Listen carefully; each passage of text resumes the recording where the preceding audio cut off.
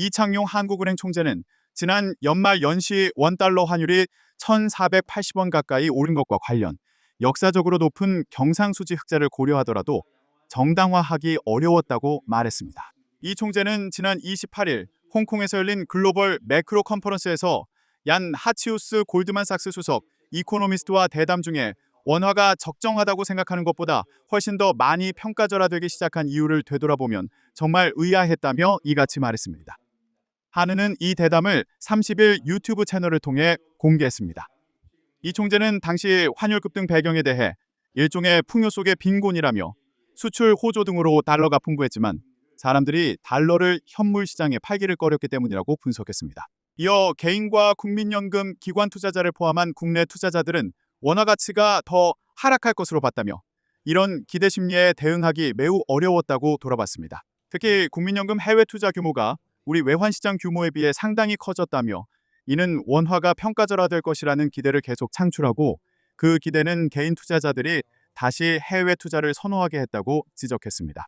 이 총재는 최근 국민연금이 올해 해외 투자 규모를 절반으로 축소하겠다고 밝혔다며 이는 최소한 200억 달러 이상의 달러 수요 감소를 의미한다고 평가했습니다. 그러면서 현재 국민연금 환해지 비율 목표는 0%라며 경제학자로서 사견으로 말이 안 된다. 해지 비율을 높여야 한다고 생각한다고 밝혔습니다. 그는 다른 해지 수단이나 달러 자금 조달원도 확보해야 한다며 국민연금의 달러 표시 채권 발행 허용 여부를 논의 중으로 아마 3개월에서 6개월 내 한국 외환시장 구조에 변화가 있을 것이라고 덧붙였습니다. 이거 최근 보면 이 환율 관찰 대상국뿐만이 아니고 미 베센트 재무장관이 그리고 트럼프 대통령이 환율 얘기를 거론하면서 원달러 환율이 급락하는 현상이 나타났습니다. 그동안 시장에서는 미국은 강달러를 선호할 수밖에 없다는 인식이 강했는데요. 이렇게 갑자기 미국이 달러 약세를 용인하고 상대국 통화 가치를 절상시키는 이런 일련의 발언들 우리가 어떻게 봐야 될까요, 교수님? 그 이제 미국의 입장은 강달러도 원하면서 또 약달러도 원합니다. 그래서 이제 예컨대 약달러를 원하는 배경에는 지금 제조업을 좀 부흥 문제가 제조업을 이제 부흥시켜야 되겠고요. 네네. 그다음에 수출을 좀 늘려야 되겠습니다. 네. 그러기 위해서는 달러 액세가 유리한 것이죠. 네네. 그래서 올해 이제 5월에 제롬 파월 연준 의장이 이제 임기가 되는데 네. 그때 이제 금리 인하를 강조하는 인사가 올 가능성이 굉장히 높습니다. 시장이 예컨대 달러 약세를 올해도 이어질 것이라고 예상하는 그 근거가 되는 것이죠. 네네. 다만 이제 부작용도 있습니다. 네. 그러니까 이제 수입 물가를 올리고 말이죠. 네. 그것은 이제 생필품 물가를 압박을 받으면은 11월 중간 선거에서 굉장히 불리하게 작용합니다. 네네. 그리고 이제 그런 아까 말씀드린 강달러도 굉장히 트럼프가 원합니다.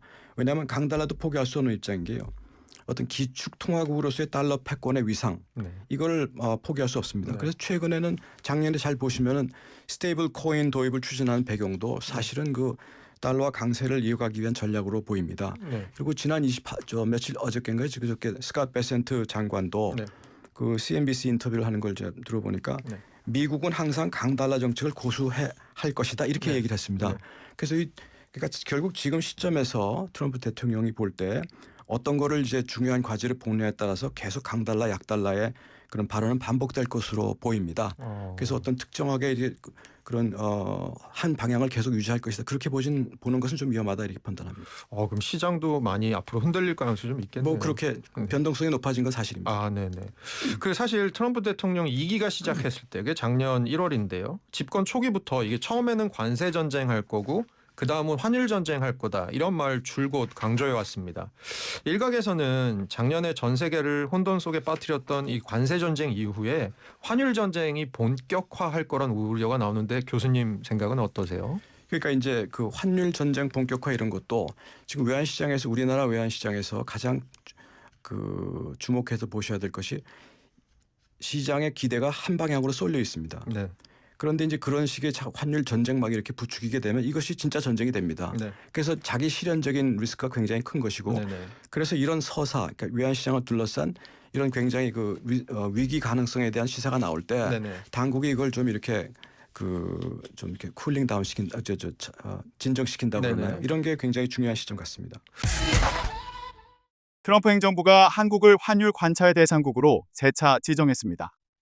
미국 재무부는 의회에 보고한 주요 교역 상대국의 거시경제 환율 정책 반기 보고서에서 통화 관행과 거시 정책에서 신중한 주의가 필요하다며 한국 등 10개국을 관찰 대상국 명단에 올렸습니다. 우리나라와 함께 중국, 일본, 타이완, 태국, 싱가포르, 베트남, 독일, 아일랜드, 스위스가 관찰 대상으로 적시됐습니다. 한국은 2016년 4월 이후 7년여 만인 지난 2023년 11월 환율 관찰 대상국에서 빠졌지만 트럼프 행정부 출범 전인 2024년 11월 다시 환율 관찰 대상국에 포함됐습니다. 이어 지난해 6월 발표된 보고서에서 해당 지위가 유지됐으며 이번에도 관찰 대상국에서 빠지지 못했습니다. 미국은 무역촉진법에 따라 자국과의 교역 규모가 큰 상위 20개국의 거시경제와 환율 정책을 평가해 일정 기준에 해당하면 심층 분석국 또는 관찰 대상국으로 지정하고 있습니다. 평가 기준은 150억 달러 이상의 대미 무역 흑자, 국내 총생산의 3% 이상에 해당하는 경상수지 흑자, 12개월 중 최소 8개월간 달러를 순매수하고 그 금액이 GDP의 2% 이상 등 3가지입니다. 이들 3가지 기준 모두에 해당하면 심층 분석국으로 지정되며 2가지만 해당할 경우 관찰 대상국이 되는데 이번엔 심층 분석국은 지정되지 않았습니다. 스콧 베선트 재무장관은 무역 상대국들이 외환 개입과 비시장적 정책과 관행을 통해 통화를 조작해 무역에서 불공정한 경쟁 우위를 점하고 있는지 면밀히 모니터링하고 있다고 밝혔습니다. 트럼프 대통령이 달러 가치가 낮아지는 걸 원하는 건 확실합니다. 달러가 떨어져야 미국 제품의 가격 경쟁력이 생겨 수출이 늘어납니다. 미국 우선주의의 핵심인 제조업 부활과 일자리 창출로 이어질 수 있습니다. 특히 오는 11월 중간 선거를 앞두고 핵심 지지층 러스트벨트 제조업 노동자들에게 성과를 보여주려는 정치적 압박도 작용합니다. Because it's hard to compete when they devalue. But they always fought, no, our dollar is very good. 시장은 달러 투매로 응답했고 달러 인덱스는 2022년 이후 최저치인 95선까지 밀려났습니다. 파장이 커지자 스콧 베선트 재무장관이 미국은 항상 강달러 정책을 유지해왔다며 급히 진화에 나섰습니다. 선거 승리를 위해 약달러를 외치는 트럼프와 시장 신뢰를 지키기 위해 강달러를 주장하는 재무부의 기묘한 엇박자가 연출됐습니다. 이런 혼선은 시장에 불안감을 안겨줍니다. The real news that's going to be affecting the equity markets as well as fixed income markets in this early part of 2026 is what is happening with the value of the dollar. 달러는 낙폭을 일부 만회했지만 전문가들은 선거를 앞둔 트럼프 행정부의 근본적인 환율 정책을 의심합니다.